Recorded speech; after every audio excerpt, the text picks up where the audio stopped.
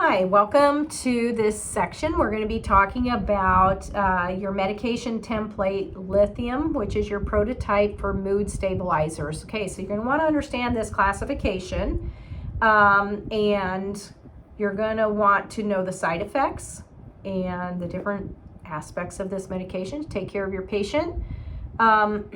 It's used for acute mania. Some of the simple things that you'll want to know about it is does cause GI problems, and so they recommend it with milk or food. It also has a very narrow therapeutic window, which is very important to know that if initially they're started on it, they'll want them below 1 milliequivalent per liter, and then long term maybe 1.5. So knowing toxicity, anything over 1.5 is going to be possibly toxic.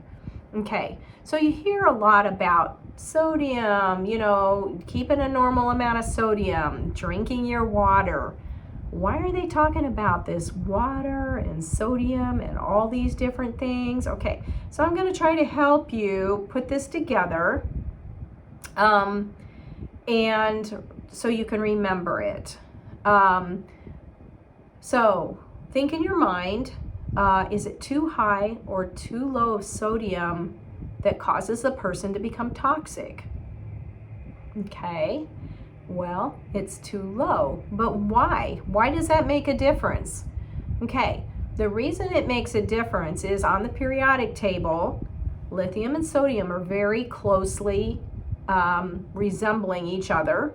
And so if the body gets very low from sodium from being out and sweating, or if you're on a medication that's sodium wasting, then your body is not going to know the difference, and it's going to hold back lithium thinking it's sodium, and it's going to throw you into a toxic state. So that's why you want to keep just a normal amount of sodium, and you want to have plenty of good water intake and more sodium if you're out and get sweating and stuff like that. So I knew a friend of ours that he was bipolar, and he was taking lithium, and he went to his doctor, and the doctor ordered him hypertension med. And he went to the pharmacy, and the pharmacist said, I don't think you should be on this. So he went ahead and took the med, and he ended up at UNMC with a lithium level of 11. He was in ICU for a month and almost died. So the moral of that story is that the hypertension meds, some of them will have your body secrete sodium, because where sodium goes, water follows. And then he retained lithium. So there's that. And then there's some diuretics that are sodium wasting. So those have to be very carefully administered, if at all, for clients that are taking lithium. And also they just need to watch their sodium. So what are some of the manifestations of toxicity? Okay, so this took me a while to figure out, but you have fine hand tremors, which would be just like very fine. That's normal. But when they start getting more and more and more, that would, when they're up to coarse, then that might indicate that they're going into a toxic state.